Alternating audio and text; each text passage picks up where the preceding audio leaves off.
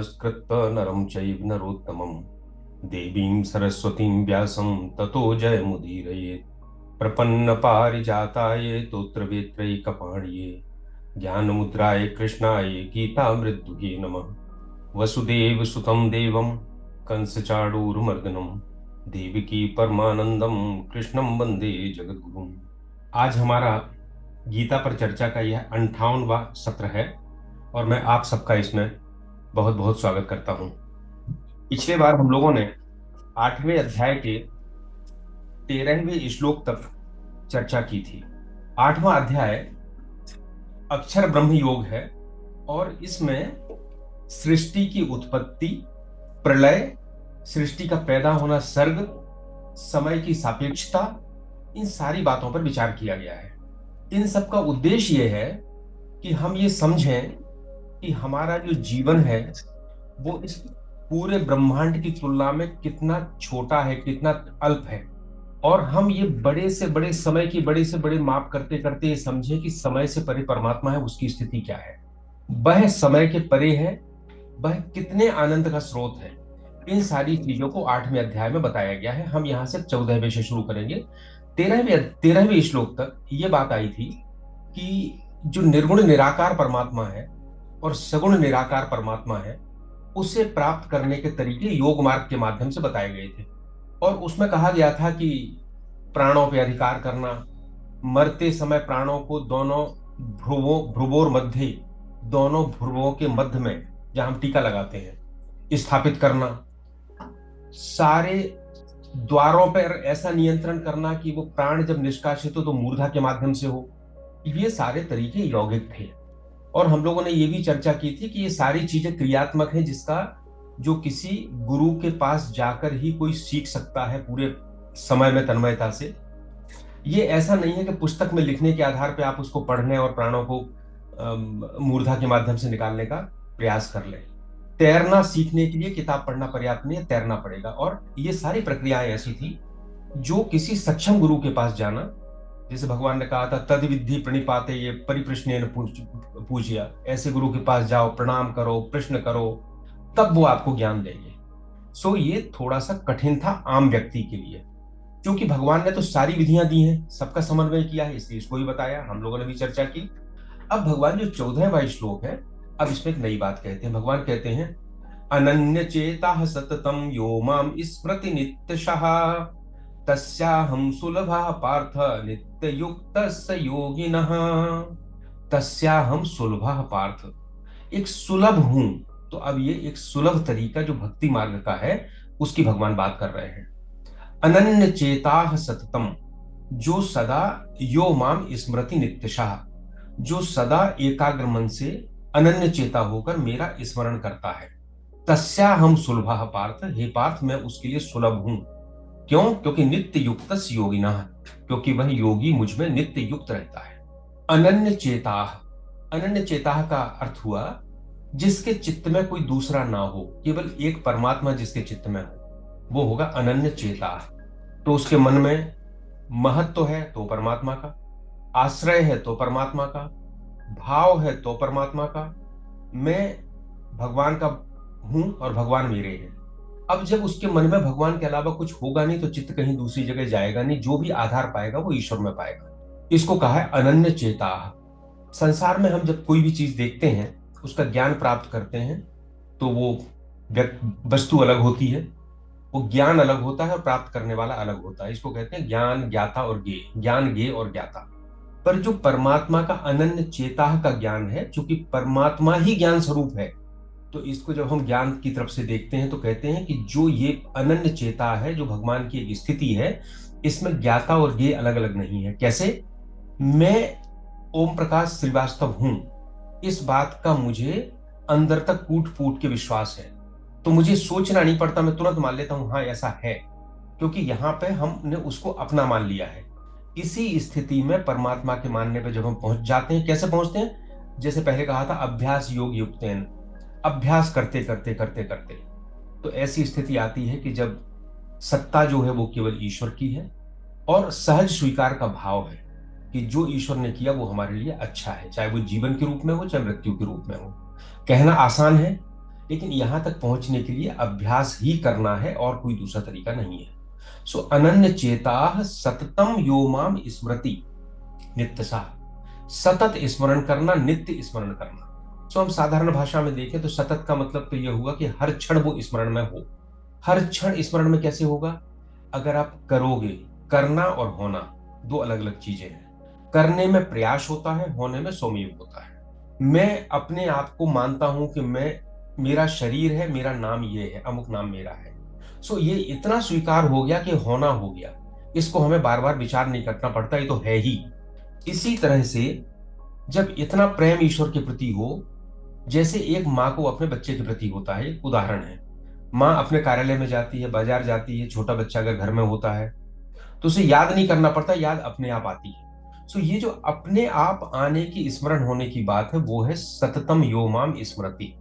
और नित्यशाह, हम इस अवस्था तक कैसे पहुंचे? अगर हम नित्य भी थोड़ा सा कुछ नियम बना लें कि हमें इतने से इतने बजे तक बैठना है भगवान के सामने और उनका स्मरण करना है, सो ये अभ्यास धीरे धीरे दृढ़ होता जाएगा। तस्या हम सुलभा पार्थ नित्य युक्त योगिनः, वो कहते हैं ऐसे योगी के लिए, नित्य युक्त योगी के लिए मैं सुलभ हूं। अब देखिए एक चीज, बात, एक श्लोक आया था कि वासुदेवा सर्वम इति स महात्मा सुदुर्लभा, ऐसा महात्मा जो सब जगह वासुदेव को देखता है, कण कण में, वह दुर्लभ है। तो ऐसा देखने वाला तो दुर्लभ है, लेकिन तस्या हम सुलभा पार्थ, जो ऐसा करता है उसके लिए मैं सुलभ हूं। इन दोनों को मिला के हम सोचें तो निष्कर्ष ये निकलता है कि भगवान ये कहना चाहते हैं मैं तो सुलभ हूं, लेकिन इस प्रक्रिया को करके मुझे पहचानने वाला, मुझे प्राप्त करने वाला वो दुर्लभ है। और सुलभता की बात हम लोगों ने एक बार की थी कि परमात्मा चूंकि अपरिवर्तन है, अपरिवर्तनीय है, अविनाशी है, तो परमात्मा जिसको मिला है, चाहे वो ध्रुव को मिला हो, प्रहलाद को मिला हो, नारद को मिला हो, या किसी और को मिला हो, उसमें और आज मिलने वाले परमात्मा में कोई अंतर नहीं हो सकता। तब भी सुलभ था, आज भी सुलभ है। दुर्लभ क्या है? इस प्रक्रिया को करके उस परमात्मा को प्राप्त करने वाला महात्मा या व्यक्ति दुर्लभ है। दुर्लभ क्यों है? क्योंकि दृढ़ निश्चय करना, उतना समय निकालना, उतना प्रेम करना, ये मुश्किल है। तो भगवान ने यहां कहा है कि मैं बहुत सुलभ हूं, तस्या हम सुलभा पार्थ नित्य युक्त योगना। तो अब इसमें तीन चीजें हमें लगता है इसमें आई हैं। एक तो योगी, दूसरा नित्ययुक्त, और तीसरा अनन्य चेता, भगवान का स्मरण सतत रूप से। और योगी, योगी के बारे में हमने पहले कहा था, भगवान ने कहा था कि समत्वम योग उच्चते, जो समत्व में रहता है, जो सुख दुख में एक साथ रहता है, जिसकी प्रक्रिया शुरू होती है कर्म योग से, कि कर्म करते हैं तो उसमें हम कर्म में आनंद लेते हैं, फल के लिए नहीं बैठे रहते। फल मिलेगा तो वो तो मिलना ही है जो मिलना है, और वो हमारे हाथ में नहीं है। सो जो योगी है, जो नित्य युक्त है, और जो सततम स्मरण करता है, उसके लिए भगवान कहते हैं कि मैं सुलभ हूं। 15वां श्लोक, माम उपेत पुनर्जन्म दुःखालयम अशाश्वतम नाप्नुवन्ति महात्मानः संसिद्धिं परमां गतः। माम उपेत्य, मुझे पाकर, पुनर्जन्म दुःखालयम अशाश्वतम, पुनर्जन्म जो दुख का घर है और अशाश्वत है, नित्य नहीं है, आने जाने वाला है, नाप्नुवन्ति, उसे प्राप्त नहीं होता है, उस महात्मा को संसिद्धि परमाम गता, क्योंकि वो तो संसिद्धि की अवस्था पर पहुंच गया है। मुझे पाकर महात्मा लोगों को पुनर्जन्म जो दुख का घर है, अस्थायी है, प्राप्त नहीं होता है, क्योंकि वह सर्वोच्च सिद्धि को प्राप्त हो चुके हैं। माम उपेत पुनर्जन्म, मुझे पाकर। सो दर्शन के हिसाब से भगवान को पाना क्या है? भगवान को पाना वही जो अनन्य चेता हो जाना, हमेशा इस भाव में रहना कि परमात्मा का ही अस्तित्व है। भक्ति मार्ग के हिसाब से देखें तो उनका दर्शन हो जाना, उनकी अनुभूति हो जाना, उस तत्व को समझकर तत्व हमारे बुद्धि के अंदर आत्मा तक दृढ़ हो जाना, प्रविष्ट हो जाना, इसको कहते हैं ईश्वर को प्राप्त करना। अलग अलग दर्शनों की दृष्टि से देखें तो अलग अलग तरह का दिखेगा, लेकिन कुल मिलाकर ये, जैसे हम अपनी सत्ता को मानते हैं, इसमें कभी कंफ्यूज होते हैं क्या? कभी नहीं होते। कभी मैं ये कंफ्यूज नहीं हो सकता कि मैं ओम प्रकाश हूं कि दिनेश कुमार हूं, मुझे हमेशा कोई कंफ्यूजन नहीं होता, ओम प्रकाश हूं, दिनेश कुमार नहीं हो सकता। तो ये जो कंफ्यूजन दूर हो जाना ईश्वर के बारे में, तो वो है माम उपेत्य।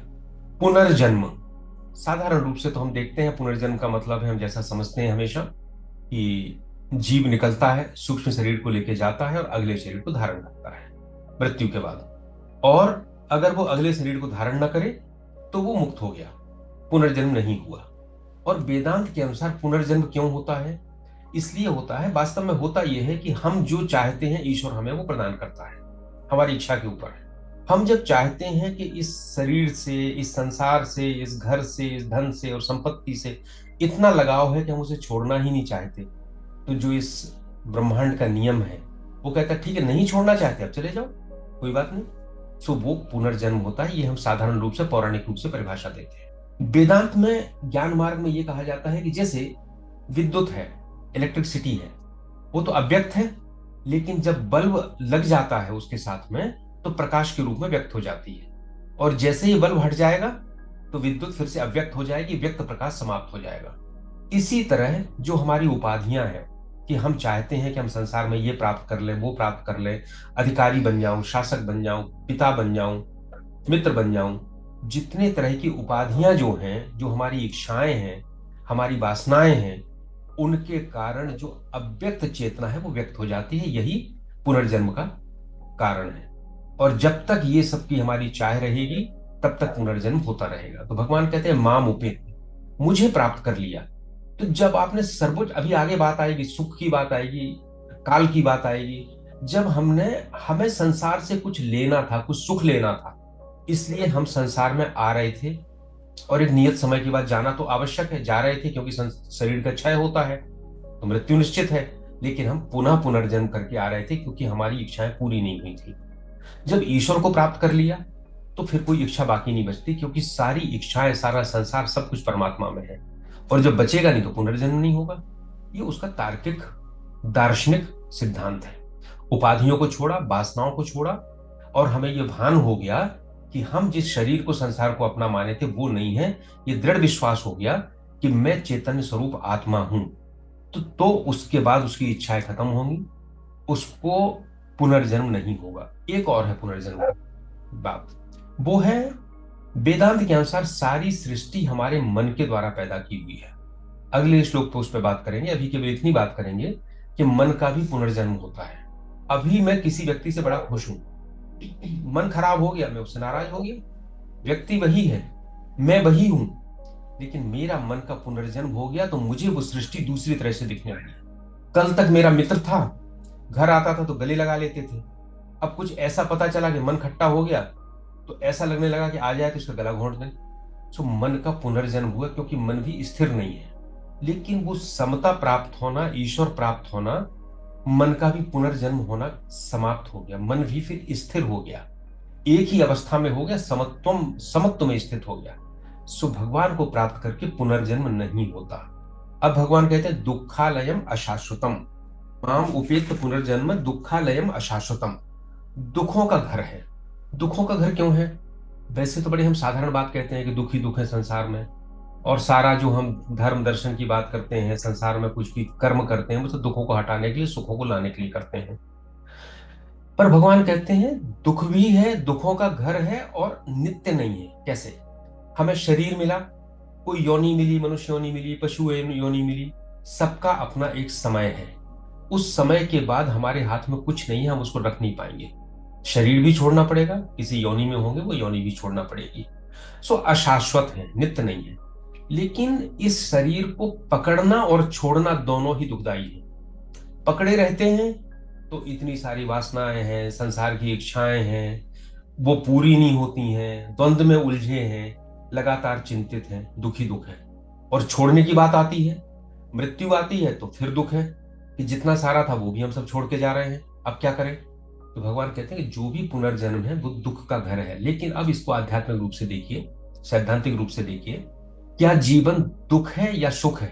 पश्चिम के लोगों से कहेंगे तो वो कहेंगे कि हमारी मन में जितनी इच्छाएं पैदा होती हैं, अगर वो पूरी हो जाए सारी की सारी तो हम परम सुख में हैं। सो 100 इच्छाएं पैदा हुई या 100 पूरी हो गई तो हम सुख में हैं। यही उनकी परिभाषा है। लेकिन अब ये एक बड़ी बात है कि इच्छाएं कभी पूरी नहीं होती, जैसे ही एक इच्छा पूरी होती है दूसरी पैदा हो जाती है। तो वो कहते हैं कि अगर 100 इच्छाएं पूरी पैदा हुई और उसमें से 50 पूरी हुई तो हम 50% सुख में, 50% दुख में हैं। अब आप बैठे रहो, लगाते रहो दिन भर में हिसाब कि आप सुख में हो कि दुख में हो। हर क्षण ये सुख और दुख बदलता रहता है। छोटा सा सुख आता है, फिर दुख आता है, फिर सुख आता है, फिर दुख आता है। क्योंकि संसार का जो स्वरूप है, नेचर है, वो द्वंद्वमय है। दिन है तो रात है, सर्दी है तो गर्मी है, जीवन है तो मृत्यु है, सुख है तो दुख है। कितना भी विचार करें, इस संसार में कोई एक चीज आपके पास नहीं रहेगी, एक रहेगा तो दूसरा आएगा ही आएगा। और इस वास्तविकता को जब समझते हैं, तब फिर वेदांत कहता है कि महत्वपूर्ण ये नहीं है कि सुख आ रहा है या दुख आ रहा है, महत्वपूर्ण ये है कि उस सुख और दुख के साथ जो अनुभव हुआ है, उसमें आपने अपनी कितनी आध्यात्मिक प्रगति की है, आध्यात्मिक विकास किया है। सो ये शरीर और स्वतंत्रता मृत्यु लोक में भगवान ने हमें इसलिए दी है कि हम इससे मुक्ति प्राप्त करें, हम इससे ईश्वर को प्राप्त करें, हम इससे जगत के स्वरूप को समझें और उससे पृथक हों। तो उसके लिए सुख और दुख दोनों दो परिस्थितियां हैं, और दोनों ही हमें मांझती हैं, दोनों ही हमें चमकाती हैं, चाहे सुख हो या दुख हो। इसलिए आप चाहें या ना चाहें, कभी हमेशा सब कुछ नहीं मिल सकता। इसलिए भगवान ने पहले कहा था, तान तितिक्षस्व भारत, इनको सहन करो। तो यहां का संदेश ये भगवान का है, ये तो आएंगी, आप करो, लेकिन इनके माध्यम से, अपनी इन परिस्थितियों के माध्यम से अपने आध्यात्मिक विकास। कई बार हमारा आध्यात्मिक विकास, कई बार क्या अधिकतर, सुख में नहीं होता, दुख में ज्यादा होता है। विवेकानंद जी कहते हैं कि अगर आपको भूखा नहीं रहोगे तो दूसरे को भूख की पीड़ा कैसी हो रही है आप नहीं समझ पाओगे। तो करुणा पैदा करने के लिए भी हमारे कई बार दुख आते हैं, जो हमारे अंदर करुणा पैदा करते हैं। जाके पैर न फटी विवाई, वो कह जाने पीर पढ़ाई।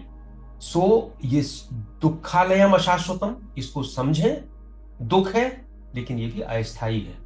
और उस दुख का उपयोग, पुरुषार्थ की बात आती है तो फिर अलग होता है, हम बात करते हैं कि हाँ, हमें पुरुषार्थ के द्वारा ये दुख भी अलग करना है, कोई बात नहीं, बिल्कुल करना है।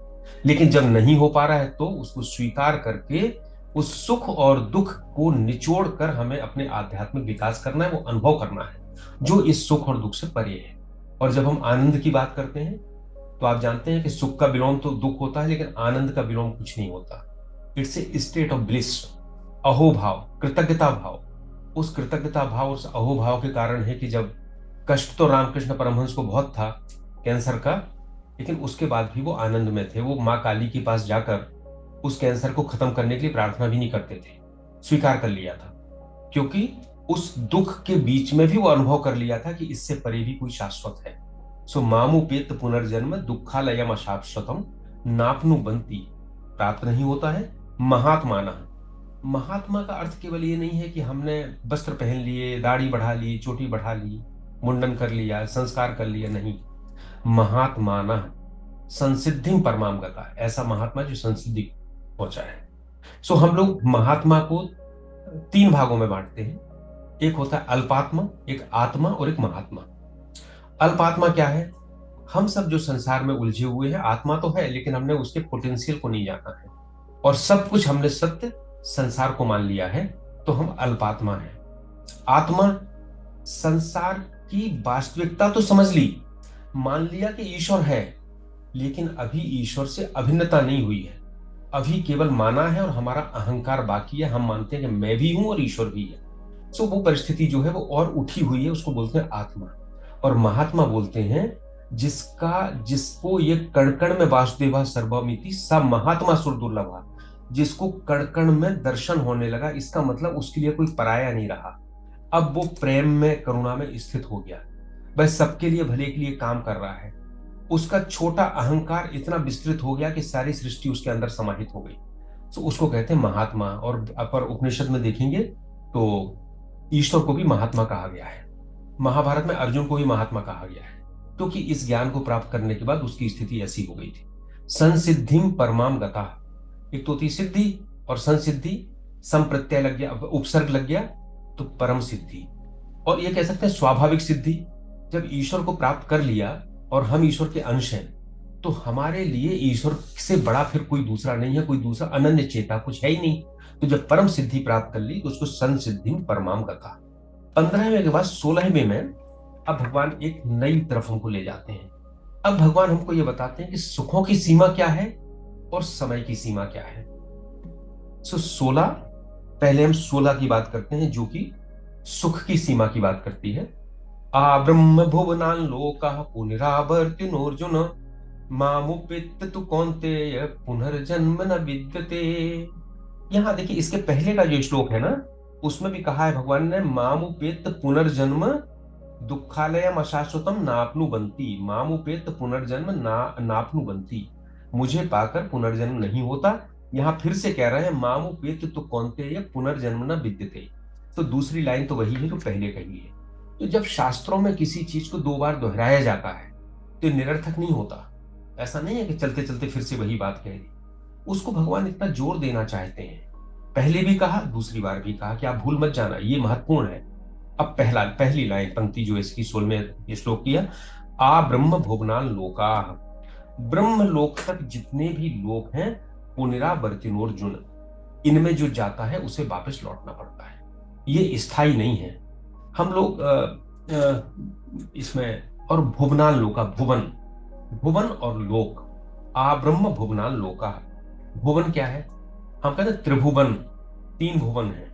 एक मर्त्यलोक है, एक स्वर्ग है और एक अंतरिक्ष है। और इन भुवनों में अलग अलग तरह के लोक हैं। पृथ्वी भी है, स्वर्ग है, ब्रह्मलोक है, इंद्रलोक है, बहुत से पुराणों में दिए गए बहुत से लोक हैं। अब यह तार्किक मस्तिष्क लगाने की जगह हम इस बात को समझें कि ये विभिन्न प्रकार के सुखों के स्तर हैं। सो आ ब्रह्म भुवनान लोका, ब्रह्म लोक तक जो लोक हैं, ये सभी भोग भूमियां हैं।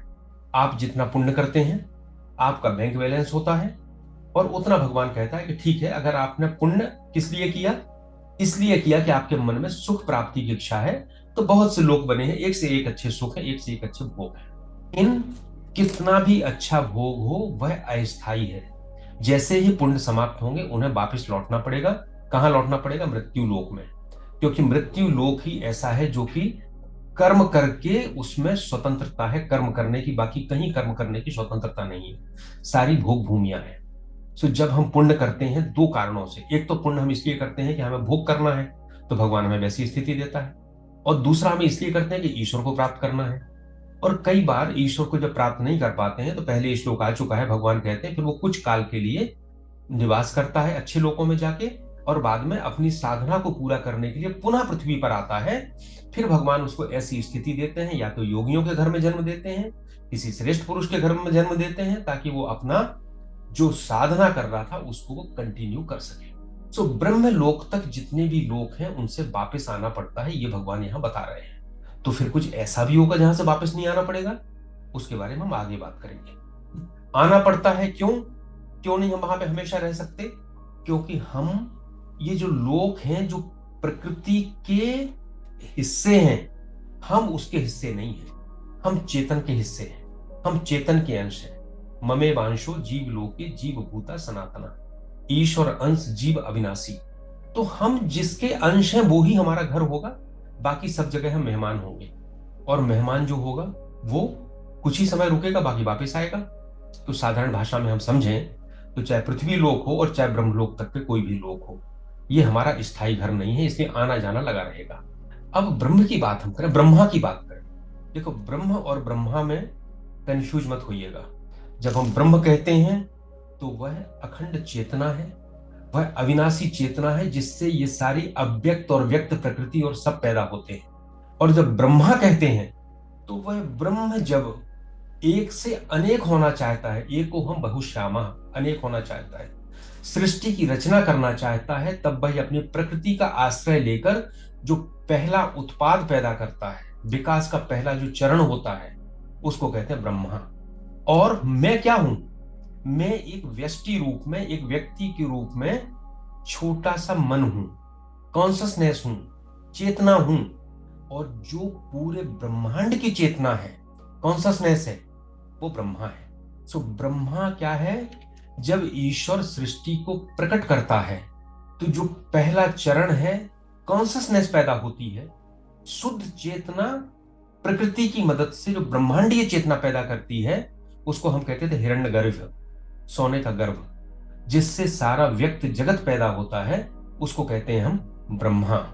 सो ब्रह्मा जो है, ब्रह्मा विष्णु महेश जिसको हम कहते हैं, उस ब्रह्मा की बात कर रहे हैं। वो हमारा पितामह है, क्योंकि उसी से फिर पूरी सृष्टि पैदा हुई है। और जब ब्रह्मा पैदा होते हैं, तब वह ईश्वर आकर उनको इस सृष्टि का ज्ञान देता है, और वो उसको वेद के रूप में उनके मुख से निकलते हैं। सृष्टि का जो ज्ञान है वो अनंत है, और ब्रह्मा जितना उसको धारण कर पाते हैं उतना उस ब्रह्मा के मुख से उतने वेद निकलते हैं। काकभूषुंडी जी ने कहा है अपने उसमें, तो वो कहते हैं मैंने ऐसी चींटी को देखा है जो अपने पुण्य कर्मों से ब्रह्मा बन गई, और ऐसे ब्रह्मा को देखा है जो अपने पुण्य क्षय होने के बाद चींटी बन गई। मतलब ब्रह्मा तक कितना भी हो, लेकिन पुनरावर्तनोर्जुन, वापिस आएगा। कृष्ण भगवान की कथा में एक उनकी सखी है, उसका नाम है चंद्रनना। तो ब्रह्मा जी आए बूढ़े का भेष धर के, जैसा ब्रह्मा जी हम जानते हैं, बड़ी लंबी दाढ़ी सफेद। तो चंद्रनना ने पूछा तुम कौन हो बाबा? तो उन्होंने कहा मैं ब्रह्मा हूं। तो हंसने लगे, बोले कौन से ब्रह्मा हो? ऐसे तो करोड़ों करोड़ों ब्रह्मा है, कोटि कोटि ब्रह्मा है, तुम कौन से ब्रह्मांड के ब्रह्मा हो? ऐसे तो 150 हमारे कृष्ण के सामने नाक रगड़ते रहते हैं आके सुबह शाम। सो ब्रह्मा ब्रह्मांड का सब कुछ है, लेकिन भी उस ब्रह्म के सामने उसकी कोई हैसियत नहीं है, उस शाश्वत के सामने उसकी कोई हैसियत नहीं है। रामचरितमानस में कहा है कोटि कोटि प्रति रोम रोम प्रति लागे कोटि कोटि ब्रह्मांड ब्रह्मांड। एक एक रोम में करोड़ों करोड़ों ब्रह्मांड है, और उस करोड़ों ब्रह्मांड में करोड़ों ब्रह्मा है। अब वो ब्रह्मा, इस सुख की बात हम करते हैं, हम क्यों संसार में रहना चाहते हैं? क्योंकि हमारी आसक्ति है। तो ब्रह्मलोक को सुख तो सबसे ज्यादा, इसलिए भगवान ने सुख की बात की है। तो जो हमारे शास्त्र कहते हैं उसका एक वो है कि मृत्यु लोक का सबसे बड़ा सुख क्या है? उन्होंने कहा मृत्यु लोक का सबसे बड़ा सुख है कि पूरे संसार पर मेरा राज्य हो, पहला। उसके साथ मैं युवा हूं, परिवार हो, और शरीर निरोग हो। सो धन संपत्ति अधिकार निरोग अगर पूरी पृथ्वी का हो तो यह पृथ्वी का सबसे बड़ा सुख है। ध्यान रखिएगा, आनंद की बात नहीं हो रही यहां पर। आनंद जो स्टेट ऑफ ब्लिस है जिसकी हम बात करते हैं, वो तो भूखे रहने पर भी आनंद हो सकता है, मृत्यु में जाते जाते भी आनंद हो सकता है, और सुखों के बीच भी आनंद हो सकता है। वो तो अल्टीमेट हमारा गोल है। लेकिन अभी सुख की बात हो रही है, जिस सुख के कारण हमारा संसार में पुनर्जन्म होता है, अलग अलग लोकों में पुनर्जन्म होता है। तो मृत्यु लोक का सुख तो इतना बड़ा हो गया, बोलते इससे 100 गुना सुख उन देवताओं का है जो स्वर्ग में रहते हैं और जो अपने कर्मों के कारण कुछ समय के लिए स्वर्ग जाते हैं, उनको बोलते हैं मर्त्य देवता। इससे 100 गुना हो गया। अच्छा, इस स्वर्ग में एक देवता और रहते हैं जिनको कहते हैं आजान देवता। आजान देवता वो होते हैं जो एक कल्प भर वहां निवास करते हैं। एक कल्प की अवधि हम ये अभी बात आखिर बात करेंगे जब काल की बात करेंगे। उससे उसका 100 गुना होता है सुख, और उससे 100 गुना सुख इंद्र का होता है। जो इंद्र की पदवी पे पहुंचता है उसको उससे भी 100 गुना सुख होता है। अब हम तो मृत्यु लोक का जो सबसे बड़ा सुख है उसके बारे में भी नहीं सोच सकते। हमारा सुख तो जिसके लिए हम पुनर्जन्म ले रहे हैं वो तो कितना सा है, हम इस घर में रह लें, ये बेटा मेरा है, ये परिवार मेरा है, ये धन मेरा है, इसलिए हम पुनर्जन्म में आ रहे हैं। तो मृत्यु लोक से बड़ा 100 गुना सुख मर्त्य देवताओं का, उससे 100 गुना आजान देवताओं का, उससे 100 गुना इंद्र देवताओं का, इंद्र का, और इंद्र से 100 गुना ब्रह्मा का, ब्रह्मलोक का। सो ये हो गया ब्रह्म का 10 करोड़ गुना मृत्यु लोक से। अब हम तर्क लगाएंगे यार 10 करोड़ क्यों, 9 करोड़ गुना क्यों नहीं, 7 करोड़ गुना क्यों नहीं? इसको भाव रूप में लीजिए कि भगवान ये कहना चाहते हैं कि जिस सुख के लिए आप ये पुनर्जन्म के चक्कर में पड़े हो, अगर उसका ब्रह्मलोक का इतना बड़ा सुख भी मिल गया तब भी वो अशाश्वत है, उसके बाद भी पुनर्गमन होगा, पुनर्जन्म होगा। तो क्यों ना हम उस सुख की बात करें जो इससे भी अनंत गुना है और जिससे वापस लौटने की कोई आशंका नहीं है। तो भगवान कहते हैं कि माम उपेत तू कौन्तेय पुनर्जन्म न विद्यते, मुझे पाकर पुनर्जन्म नहीं होता, क्योंकि प्रभु जो है वो काल से परे है। और आपको एक चीज और बताइए, ध्यान रखिए, हम जिस सुख की बात करते हैं वो सुख वास्तव में स्वतंत्रता का एक रूप है। हम सुख नहीं चाहते, हम स्वतंत्रता चाहते हैं, क्योंकि स्वतंत्रता हमारी सत्य प्रकृति है, ट्रू नेचर है। जैसे बीमारी हो गई, बीमारी से क्या हुआ, अब शक्ति नहीं रही, चल फिर नहीं पा रहे, तो हम कहते हैं भगवान मेरी बीमारी दूर हो जाए। होगा, बीमारी दूर होगी तो क्या होगा, हम स्वतंत्र हो जाएंगे। भूख लगी तो भूख ने हमें बंधन में डाल दिया, अब कुछ नहीं कर सकते, हमें खाना चाहिए, और जैसे ही भोजन मिलेगा भूख खत्म होगी, हम स्वतंत्र हो जाएंगे भूख से। हम रूप में जकड़े हैं, अज्ञानता में जकड़े हैं, हमें ये नहीं पता कि ईश्वर क्या है। हम कहीं पर्चियां निकलवा रहे हैं, कहीं बस ताबीजें ले रहे हैं, कहीं रुद्राक्ष ले रहे हैं, क्योंकि हम अविद्या में जकड़े हैं। जिस दिन हमें पता चल जाएगा कि संसार का सत्य स्वरूप क्या है और ईश्वर में हमें कैसे अनन्य चेता होना है, उस दिन ये सारी रूढ़ियां खत्म, ये सारे बंधन खत्म हो जाएंगे, हमें कहीं जाने की आवश्यकता नहीं। तो आप देखेंगे कि जो सुख है वो वास्तव में स्वतंत्रता है, जो हमारा ट्रू नेचर है। तो ईश्वर को पाकर जो होता है वो होता है सर्वोच्च आध्यात्मिक स्वतंत्रता। तो जो सर्वोच्च आध्यात्मिक स्वतंत्रता है, मुक्ति है, उससे बड़ा कोई सुख तो बहुत छोटा है, वो तो ब्रह्मलोक तक का भी सुख खत्म हो गया, उसमें कुछ नहीं है, उससे बहुत ऊपर का है। उसी चीज पे भगवान हमारा ध्यान कराना चाहते हैं। अगर ये चीज हमारे ध्यान में आती है तो फिर हम ये छोटे छोटे सुखों के पीछे भागते हैं। मिलेंगे तो स्वीकार है, पुरुषार्थ करेंगे, दुख को दूर करेंगे, लेकिन हम उस परम स्वतंत्रता को प्राप्त करेंगे आध्यात्मिक को, जिसके बाद दुख का कोई नामो निशान नहीं रहता, बंधन का नामो निशान नहीं रहता। अब यहां तक सुख की बात हो गई। अब भगवान आते हैं काल के ऊपर, समय के ऊपर। अब जो 17वें और 18वें श्लोक है मेरे पास, हाँ बट 18 मिनट है अभी, 18-20 मिनट हम दोनों श्लोक प्रयास करेंगे, दोनों पूरे हो, 17वें और 18वें। ये दोनों काल के ऊपर है। और हमारे साथ देखिए, इनको जब समझने का प्रयास करें तो आप एक चीज ध्यान रखें कि मेरी जो विचार शक्ति है और जो मेरा सोचने का तरीका है वो इस 3 डायमेंशनल वर्ल्ड के अंदर है। हम समय को कैसे देखते हैं? हम लीनियर देखते हैं, जैसे एक रेखा चली जा रही है, निकलता जा रहा है, समय निकलता जा रहा है। सवेरे में आपके साथ 6:30 बजे बैठा था, अब 7:15 बज गए, ये समय निकल गया, लीनियर है, चला जा रहा है। हम दूरी को कैसे देखते हैं? हम इस तरह से देखते हैं कि मैं यहां बैठा हूं, आप मेरी आवाज को अगर जबलपुर में बैठ के सुन रहे हैं तो हमारे बीच में 250 किलोमीटर की दूरी है। सूर्य के साथ हमारी 15 करोड़ किलोमीटर की दूरी है। हम ऐसे दूरी को देखते हैं क्योंकि हमारा जो मस्तिष्क है, जो चिंतन प्रक्रिया है, वो इस 3 डायमेंशनल वर्ल्ड में सीमित है, उससे ट्यून्ड है। लेकिन जब हम काल पर और स्पेस पर विचार करते हैं तो थोड़ा सा, जब हम कालातीत भगवान पर विचार करते हैं तो काल से परे है, वो स्थान से परे है, समय से परे है। तो जब आइंस्टाइन ने सबसे पहले कहा कि टाइम एंड स्पेस, यह जब किसी बहुत बड़े गुरुत्वाकर्षण वाले ग्रह के पास से गुजरता है तो कर्वेचर हो जाता है, ये मुड़ जाता है, इसकी इसकी प्रकृति बदल जाती है। उन्होंने विज्ञान के आधार पर यह बात कही। यही बात हमारे पुराण, हमारे ग्रंथ जो है वो पहले से कह रहे हैं। लेकिन आइंस्टाइन को हम इससे कम नहीं कर सकते, क्योंकि हमने जिस चीज को आंतरिक आत्मा में समझा, आइंस्टाइन ने उसको समझ के व्यवहारिक जगत में उपयोग करने योग्य बना दिया, विज्ञान बना दिया, उसको सब कोई उपयोग कर सकता है उस चीज का समझने के बाद। तो हम अभी शास्त्रों की बात कर रहे थे। तो शास्त्र कहते हैं कि जो समय है वो सापेक्षिक है। जैसे किसी प्रियजन का ऑपरेशन हो रहा हो, हम बाहर बैठे हों, ऑपरेशन 1 घंटे का है, लेकिन हम बड़े चिंतित हैं कि 1 घंटे बाद क्या होने वाला है। 1 घंटा कटना मुश्किल हो जाएगा, समय की गति सापेक्षिक है, उस व्यक्ति के लिए कम हो गई। लेकिन वही व्यक्ति अपने किसी के साथ में पिक्चर देख रहा है, बहुत आनंद में है, समुद्र के किनारे बैठा है, बहुत आनंद में है, समय निकलते पता ही नहीं चलेगा कि कब निकल गया। वही रात जो हमने आज सो के एक क्षण में बिता दी, वह संसार के करोड़ों करोड़ों लोगों के लिए एक युग के समान बीती होगी। समय सापेक्षिक है, क्योंकि समय उस व्यक्तिगत तत्वों के ऊपर निर्भर करता है जो मेरे अनुभव में घटित होते हैं। सो समय का अर्थ है हमारे 2 अलग अलग अनुभवों के बीच का अंतराल। और अगर हमारा अनुभव केवल एक ही है तो समय समाप्त हो जाता है। इसलिए समाधि में कहते हैं, मैं कहते हुए शब्द इसलिए उपयोग करता हूं, देखिए ये सारी चीजें जो हम लोग कह रहे हैं, ये ऐसा नहीं है कि हम लोगों को कोई पूरा अनुभव हो गया है, पर शास्त्र ये कहते हैं कि जब तक आपको अनुभव नहीं होता है तब तक शास्त्र की बात को प्रमाण मानो। सो शास्त्र ने जो लिखा है उसको हम प्रमाण मान के आप लोगों से, सब लोगों से बात करते हैं। और जैसे जैसे अनुभव होता जाएगा तो बात अलग होती जाएगी। और यहाँ पे चूंकि बात आई है तो एक बात और बता दें कि अनुभव भी 2 तरह के होते हैं। गांजा पी लिया, गांजा पी लिया तो दिमाग घूमने लगा, अब तो भगवान भी सामने खड़े हैं, हम तो पुष्पक विमान में बैठ के आसमान में उड़ रहे हैं। तो गांजा पीने पे जो अनुभव है, क्या वो सत्य अनुभव है? नहीं। कैसे पता चलेगा कि यह अनुभव भ्रम का है कि सत्य का है? इसका प्रमाण ग्रंथ है, वेदांत है। सो हम श्रुति को प्रमाण मानते हैं। हमारा जो अनुभव है वो तभी सही है जब श्रुति उसको पुष्टि करती है, क्योंकि श्रुति उन लोगों ने लिखी है, उन लोगों ने कही है जिन्होंने उस सत्य का अनुभव किया है। तो समय के 2 अंतराल, 2 अनुभवों के बीच का अंतराल है। और जब अनुभव एक होता है तो समय समाप्त हो जाता है।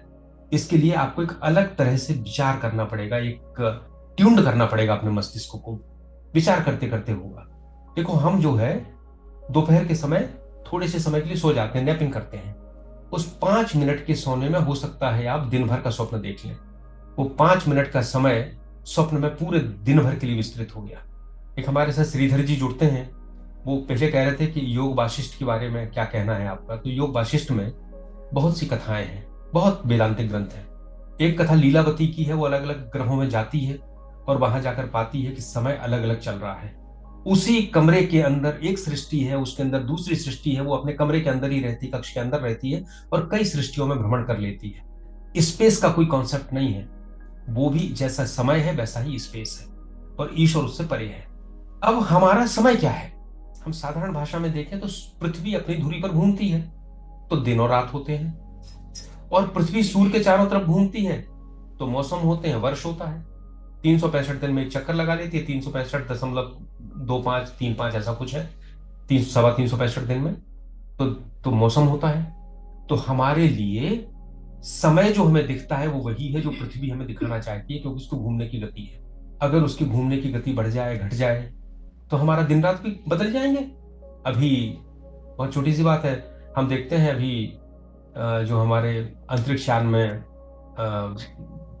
जो क्या नाम है, हाँ, सुनीता विलियम्स गई थी, तो उसके यान की गति और ऊंचाई इतनी ज्यादा थी कि उसको 90 मिनट में उसका दिन और रात होने लगा था। 90 मिनट में सूरज निकलता था, 90 मिनट में सूरज डूब जाता था। और हमारा सूर्य भी अपनी जो गैलेक्सी है 20 करोड़ वर्ष में उसका एक चक्कर लगा लेता है। तो सूर्य के लिए अगर कुछ समय है तो वो अलग हो गया, पृथ्वी के लिए अलग हो गया, हम यहां बैठे हैं हमारे मानसिक अनुभव के आधार पर अलग हो गया। अब इस समय की जो गणना है, और क्यों गणना कर रहे हैं हम? क्योंकि हम ये जानना चाहते हैं, अनुभव में लाना चाहते हैं कि इस काल से परे जो शाश्वत चेतना है वो क्या है। तो देखो कहां तक गणना की है हमारे ग्रंथों में। हमारे ग्रंथों में सबसे छोटा माना गया परमाणु, या सबसे छोटा जो उसको परमाणु कहा गया। 2 परमाणु मिलके एक अणु बनते हैं, और 3 अणु बनके एक त्रिसराणु बनता है, तो 3 अणुओं का समूह त्रिसराणु। अब समझाने के लिए कहा गया त्रिसराणु क्या है, तो उन्होंने कहा कि झरोखे से कभी प्रकाश आता है तो उसमें छोटे छोटे कण उड़ते हुए दिखाई देते हैं। मेरी पीढ़ी के जो लोग हैं जिन्होंने खपरेल देखे होंगे घर, वो जानते हैं कि खपरेल से छोटी सी रोशनी आती है, एक प्रकाश आता है और धूल के कण उसमें दिखते हैं, हमें भी दिख सकते हैं कहीं भी हम देख लें। लेकिन आजकल जीवन ऐसा हो गया कि अब तो मुझे अपने घर में कहीं दिखता नहीं कि कभी हमने कभी सूर्य के झरोखा देखा और उसमें कभी कण देखे हो, क्योंकि इतनी रोशनी हो गई चारों तरफ है। तो जो त्रिसराणु है वो इतना छोटा है, तो कहते हैं कि सूर्य की किरण को एक त्रिसराणु को पार करने में जितना समय लगता है उसको कहते हैं एक त्रुटि। त्रुटि मतलब गलती नहीं, त्रुटि समय का माप है वेदांत में जो सबसे छोटा है, और वो इतना छोटा है कि उस उड़ते हुए कण को पार करने में सूर्य की किरण को जितना समय लगता है। सोचिए 15 करोड़ किलोमीटर दूर सूर्य है, सूर्य की किरण 3 लाख किलोमीटर प्रति सेकंड की स्पीड से गति करती है, यह हमने अभी समझा। तब हमने समझा था कि त्रिसराणु काल का इतना छोटा हिस्सा हो सकता है कि उसको कितना छोटा हुआ, कल्पना करिए 3 लाख किलोमीटर प्रति सेकंड की गति से प्रकाश जो है एक इतने से कण को पार करता है, उसको कहते हैं एक त्रुटि। फिर विचार किया तो कहा 100 त्रुटि बराबर एक वेद। नाम केवल बस भाव रखिएगा कितने कितने सूक्ष्म जगह से जाके काल को पकड़ के ला रहे हैं। 3 वेद बराबर एक लब, 3 लब बराबर एक निमेश। निमेश शब्द रामचरितमानस में आता है। काल की गणना बहुत छोटे समय के लिए निमेश कहते हैं, और 3 निमेश माने एक क्षण। यानी उन्होंने त्रुटि की तुलना में लगभग 3000 गुना जो बड़ा आकार है वो क्षण है, और क्षण भी हमारा सेकंड से भी छोटा है। फिर 5 क्षण का एक काष्टा, 5 काष्टा बराबर एक लघु। अगर हम कहेंगे कि लघु कितना है समय का मान, जैसे हम सेकंड मिनट कहते हैं, लघु जो है 5 काष्टा के बराबर है। 15 लघु मतलब एक नाड़िका, 6 नाड़िका मतलब एक प्रहर, प्रहर मतलब हमारा 3 घंटा, और 8 प्रहर मतलब पूरा दिन 24 घंटे। और इसके बाद तो आप जानते हो 15 दिन माने एक पक्ष, 30 दिन माने एक माह, 12 माह मतलब 360 दिन, या फिर 365 दिन माने एक वर्ष। और इसके बीच में भी 2 हिस्से हैं, 6 महीने का उत्तरायण और 6 महीने का दक्षिणायन। सो हम कहां से हम काल को लेके चले और कहां तक आ गए, जो हमें स्पष्ट रूप से पृथ्वी पर दिख रहा है। हमने कहा 6 महीने का उत्तरायण है और 6 महीने का दक्षिणायन है। भीष्म जी ने अपना कहा था कि हम मृत्यु उत्तरायण में लेंगे, तो वो जब तक संक्रांति आती है उसके बाद उत्तरायण शुरू होता है, तब तक वो सरसैया पे पड़े रहे थे। उसके बाद अब आइए आगे, ये जो 6 महीने का उत्तरायण है और 6 महीने का दक्षिणायन है, तो शास्त्र कहते हैं कि देवताओं का एक दिन है और दक्षिणायन देवताओं की एक रात है। मतलब देवताओं का दिन कितना हुआ 6 महीने के बराबर, और रात कितनी हुई 6 महीने के बराबर। तो देवताओं का दिन और देवताओं की रात। तो हमारा अगर 30 वर्ष हो जाएंगे तो देवताओं का एक माह हो जाएगा, 30 दिन रात हो जाएंगे उनके। एक वर्ष में एक दिन रात होता है उनका, एक वर्ष बराबर एक दिन होता है। तो हमारे 360 वर्ष हो जाएंगे, तो उनको कहते हैं एक दिव्य वर्ष देवताओं का। अभी समय की गणना और चली जा रही है। हमारा एक वर्ष मतलब देवताओं का एक दिन, हमारा 30 वर्ष मतलब देवताओं का एक माह, तो उनके 12 माह मतलब हमारे 360 वर्ष। तो 360 वर्ष को बोलते हैं एक दिव्य वर्ष देवताओं का। और 12,000 देवताओं के दिव्य वर्ष होते हैं, उसको एक बोलते हैं एक महायुग। सो एक महायुग में कितने हो गए? 12,000 गुणे 360 बराबर हो गए 43,20,000 वर्ष। एक महायुग, एक चतुर्युगी। इस 43,20,000 मानव वर्षों में देवताओं एक चतुर्युगी होती है, यानी 4 युग होते हैं। 4 युग कौन से? सतयुग, त्रेता, द्वापर और कलयुग। और इसको कहा कि कलयुग जितना है उससे दुगना द्वापर है, उससे दुगना त्रेता है और उससे दुगना सतयुग है। सो कहा 4,32,000 वर्ष कलयुग के हैं, 8,64,000 वर्ष द्वापर के हैं, 12,96,000 वर्ष त्रेता के हैं और 17,28,000 वर्ष सतयुग के हैं। और सब मिला के हुए 43,20,000 वर्ष। और ये हुआ एक चतुर्युगी, मतलब देवताओं का एक दिव्य युग, जिसमें चारों युग हमारे हो जाते हैं पूरे। और ऐसे जब 12,000 दिव्य युग हो जाते हैं, यानी 432 करोड़ वर्ष हो जाते हैं, तब ब्रह्मा का एक दिन होता है। और जब इसी तरह के 12,000 और दिव्य युग हो जाते हैं, तब ब्रह्मा की मात्र एक रात होती है। सो अगर इस तरह से देखेंगे तो ब्रह्मा का एक मिनट मेरे 24 लाख वर्षों के बराबर है। सो अब हमने त्रुटि से शुरू किया था काल की गणना। देखिए, काल को अनंत बताना है तो हम पश्चिमी तरीके से क्या कहते हैं, शून्य लगाते जाते हैं। कहां तक लगाओगे? अनंत के अनंत शून्य में समझ ही नहीं पाओगे। तो ये बताने का तरीका है। और इस तरह के अलग अलग लोकों में इस तरह सापेक्षिक रूप से काल चल रहा है। अब ब्रह्मा का जीवन काल कितना है? ब्रह्मा का जीवन काल 100 वर्ष है। ब्रह्मा का जो एक दिन है, जब ब्रह्मा सोते हैं तो सृष्टि में प्रलय होता है, और जब ब्रह्मा जागते हैं तो सृष्टि उत्पन्न होती है। 432 करोड़ वर्ष। और जब ऐसे 100 वर्ष हो जाते हैं तो ब्रह्मा अव्यक्त में लीन हो जाते हैं, और इतने ही समय तक वो लीन रहते हैं, उसको बोलते हैं महाप्रलय और महासर्ग। सो मेरा सोना जगना और ब्रह्मा का सोना जगना, और मेरी मृत्यु और ब्रह्मा की मृत्यु, हम दोनों ही पुनरावर्तियों हैं, एक है। अंतर केवल थोड़ा सा समझने का प्रयास करिए। मैं जागता हूं, जागते ही मेरा मन सक्रिय होता है, मुझे सब कुछ दिखता है। मेरा प्रिय कोई है, कोई अप्रिय है, मेरी धन है, मेरी संपत्ति है, मेरा शरीर है, सब कुछ दिखना शुरू हो जाता है, सारी सृष्टि प्रकट हो जाती है। और जैसे ही हम सोते हैं, मन लीन हो जाता है। मैं ना वृद्ध हूं, ना बच्चा हूं, ना भूखा हूं, ना राजा हूं, ना रंक हूं, ना अधिकारी हूं, ना पति हूं, ना पिता हूं, कुछ नहीं। सोते समय गहन निंद्रा में कोई कुछ भी नहीं है, उसकी सृष्टि विलीन हो गई। सो ये सृष्टि जो है, मेरे जागने पे मेरे अंदर जो मन है उसकी ही सारी सृष्टि, और मन से ही सृष्टि विलीन। सो हमने पहले कहा था कि जो ब्रह्मा है वो समष्टि का मन है। सो उस समष्टि का मन जब जागता है तो उस मन में ये सृष्टि प्रलंबित हो जाती है, दिखने लगती है, खेल शुरू हो जाता है। और जैसे सो जाता है तो वह समाप्त हो जाता है। और जब हमारी मृत्यु होती है तब क्या होता है? हम भी किसी अव्यक्त में लीन हो जाते हैं। उस अव्यक्त क्या है उसको भगवान अगले श्लोक में बताएंगे। ये सृष्टि के बड़े गूढ़ रहस्य इन गीता के इन श्लोकों में दिए गए हैं। ऐसे ब्रह्मा जब 100 वर्षों के बाद, यानी 432 करोड़ का तो एक दिन था, उसमें 365 को गुणा कर लीजिए और उसमें 100 का गुणा कर लीजिए। इतने वर्षों बाद जब महाप्रलय होता है, तब ब्रह्मा भी, इस ब्रह्मांड का ब्रह्मा, फिर ध्यान रखिए, ये ब्रह्मांड भी एक नहीं है, ये भी कोटि कोटि ब्रह्मांड है। उस ब्रह्मांड का ब्रह्मा भी उस अव्यक्त में लीन हो जाता है, उस परम चेतना में लीन हो जाता है। अब इस अनंत को समझने का प्रयास करिए। तो जो काल गणना है, अच्छा, अब इसको और बढ़ाने के लिए और भी कहा गया आगे। वैसे तो गीता में ब्रह्मा लोक तक ही बात की गई है, पर पुराण कई बार कहते हैं कि ब्रह्मा का जो पूरा जीवन है वो विष्णु का मात्र एक क्षण है। सो एक क्षण है तो विष्णु की भी 100 वर्ष लगा लीजिए जीवन, और विष्णु का जो जीवन है वो शिव का मात्र एक क्षण है, अब उसके भी 100 वर्ष लगा लीजिए। तो जहां तक ये देवता है वहां तक काल है, जहां तक काल है वहां तक सृष्टि है, वहां तक विकास है, लेकिन इसके परे, जो काल के परे है, जो समय से परे है, जो ब्रह्मा से परे हो गया, वहां फिर कोई विकास क्रम नहीं है, वहां तो स्थिरता है, सातत्य है, नित्यता है, आनंद है। वह परमात्मा शुद्ध चैतन्य है। तो जहां तक ब्रह्मा है वहीं तक सारी क्रियाएं हैं, वहीं तक सब कुछ का मूल रूप है।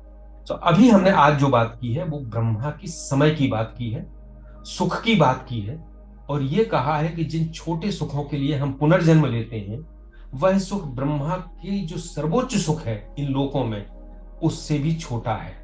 और अगर वो सुख भी मिल जाते हैं तब भी पुनरावर्तन होना ही है, अशाश्वत है। एक बात हमने ये कही है कि संसार में जो सुख और दुख है वो आते जाते हैं, द्वंद्व हैं। पुरुषार्थ की बात में बाद में फिर आएगी।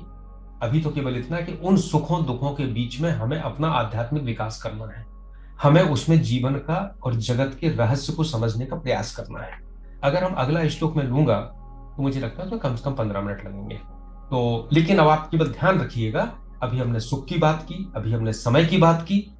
अब इस की जो वास्तविकता है वो वास्तविकता क्या है, वो केवल संक्षेप में मैं बताऊंगा। वो वास्तविकता ऐसा है, एक तो परम वास्तविकता है जो अव्यक्त से भी परे अव्यक्त है, जो चैतन्य है। उसकी जो प्रकृति है वो दो है, एक अव्यक्त प्रकृति है और एक व्यक्त प्रकृति है। तो हम उस अव्यक्त प्रकृति की, व्यक्त प्रकृति की और उस सबसे परे उस चैतन्य की बात अगले बार में करेंगे और उसको समझने का प्रयास करेंगे। भगवान ने इस सृष्टि के पीछे किस प्रकार का विज्ञान हमको दिया है, उससे हम अपने आप को समझेंगे, उससे ईश्वर की काल से परे होने की बात को समझेंगे, स्थान से परे होने की बात को समझेंगे, सृष्टि के उत्पत्ति विनाश को समझेंगे, लय को और प्रलय को, सर्ग को और महासर्ग को समझेंगे। और इसके बाद फिर जब इतना समझेंगे तब हमें उस ईश्वर के स्वरूप के प्रति एक प्रेम हमें पता चलेगा, इतना शक्तिशाली है। तब हमें निश्चित रूप से हमारे अंदर उसके प्रति एक भाव पैदा होगा और उसके बाद हमारी आध्यात्मिक यात्रा का। आज यहीं तक। इति श्री कृष्णार्पणमस्तु। मुझे ये पूछना है कि जैसे अभी सर ने बताया कि समय जब अपने पास प्रतिकूल होता है तो लगता है बहुत धीमे धीमे चल रहा है, एकदम युग के समान बीतता है। और जब हम सुखद स्थिति में होते हैं तो वो समय ऐसे दौड़ता है कि हमें पता ही नहीं चलता कब निकल गया। तो समय की चाल और क्या मन स्थिति के कारण ही हमें महसूस होती है? समय की गति मन स्थिति पे निर्भर है क्या? बिल्कुल है। समय सापेक्षिक है, रिलेटिव है। और समय का इसीलिए भगवान कालातीत क्यों है? अगर समय सापेक्षिक नहीं होता तो हर जगह होता। इस चीज को समझने के लिए थोड़ा सा हमने जैसे पहले कहा है, इसको बार बार विचार करिए और इसको हमारी जो चिंतन प्रक्रिया है उसको थोड़ा परिवर्तित करना पड़ेगा, तब ये चीज बड़ी स्पष्ट होगी। बिल्कुल सही है, हमारे अंदर जो मन स्थिति है वही हमें बताती है कि समय कितनी चाल से चल रहा है। सर, समय अपने गति चलता है, उसके ऊपर किसी चीज का कोई असर नहीं होता, फिर ये मन स्थिति के हिसाब से कैसे धीमा और तेज समझ में आता है? कैसा, फिर बताइए, फिर पूछिए। जैसे कहते हैं कि समय अपनी गति से चल रहा है, वो काल चक्र है, उसके ऊपर किसी चीज का असर नहीं होता, तो फिर मन स्थिति के कारण हमें तेज और धीमा क्यों महसूस होता है? अभी अगला श्लोक आएगा तो मैं समझता हूँ इसमें काफी डिटेल में बात करेंगे। जब भगवान अवशः करते कहते हैं कि अवश्य है, आप विवश हैं, आपको इस प्रकृति के साथ चलना पड़ेगा, प्रकृति आपको लय करेगी, लय होना पड़ेगा, जन्म देगी, जन्म देना पड़ेगा, उस समय हम इस पर बात करेंगे। पर अभी केवल इतनी बात हम कर सकते हैं, उस पर काफी डिटेल में अगले बार हमें इसी पे बात करना है। हम अभी केवल ये कह सकते हैं कि ये हमें प्रतीत होता है। देखिए, समय का भी कोई अस्तित्व नहीं है। अगर जी। हमारी पृथ्वी घूम नहीं रही होती तो आपको समय का भान ही नहीं होता। आप कल्पना करें, आप ऐसी जगह पहुंच गए ना जहां सूर्य है ना पृथ्वी है, तो आपके पास समय कहां बचा? सो टाइम एंड स्पेस ये भी इस प्रकृति के ही हिस्से हैं। और चूंकि हमारा मन बुद्धि भी प्रकृति का हिस्सा है तो ये हमें उसका भान कराते हैं। लेकिन जब हम इस प्रकृति से बाहर पुरुष की तरफ जाते हैं तब इन चीजों का कोई अस्तित्व नहीं है। और जो प्रकृति के अंदर है उसकी चाल तो अलग अलग होगी ही। जैसे हो गया, आप जिस तरह की गाड़ी में बैठोगे उसी रफ्तार से आगे जाओगे। लेकिन अब आप एक देखिए, आप गाड़ी में बैठ के जा रहे हैं, लेकिन पृथ्वी जो आपसे परे है, जिसपे आपका कोई नियंत्रण नहीं है, वो तो अपनी गति से चल रही है। सो ये दोनों आपस में रिलेटिव है। इस चीज को समझने का प्रयास करिए तो समय का अस्तित्व नहीं है, लेकिन व्यवहारिक रूप से समय है भी, दिन और रात हो भी रहे हैं। और व्यवहारिक रूप से ये भी है कि किसी के लिए समय जल्दी निकल रहा है, किसी के लिए कम निकल रहा है। सो आप, एक होता है कारण और एक कार्य। यह है कार्य, और आप बात कर रही हैं कारण की कि ऐसा क्यों हो रहा है। पहले आप ये समझिए कि ऐसा हो रहा है कि नहीं हो रहा है। पहले आप इस बात को स्वीकार तो करिए कि हाँ हो रहा है। हम कारण पे चले जाते हैं, हम कहते हैं हम तो कारण बताइए। नहीं नहीं, आप पहले तो स्वीकार तो करो कि ऐसा हो रहा है कि नहीं हो रहा है। अगर आप कहते हैं ऐसा नहीं हो रहा है, तो फिर आप अपना कारण कोई और खोजो। निश्चित रूप से इसमें भी वेदांत फ्री कहता है आपको। जी तो हम लोग अगली बार थोड़ी बात करेंगे इसमें, पर अभी यही ठीक है कि इसको अनुभव करो, ऐसा हाँ ऐसा है। जी, थैंक यू।